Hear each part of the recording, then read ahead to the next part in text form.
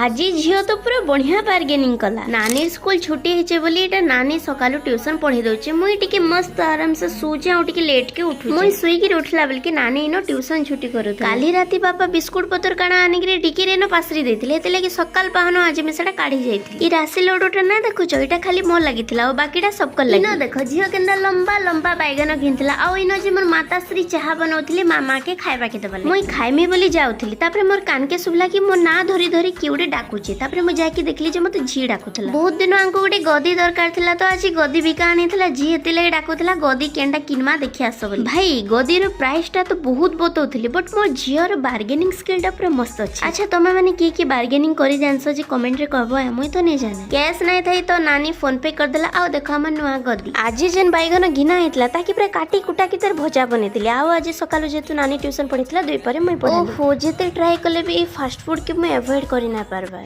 Ether new resolution मु इटा देमी कि मु जेते ही पारबा बाहर जिनिस कम खाइमी। तो चलो आज लगी इतकी राधे राधे।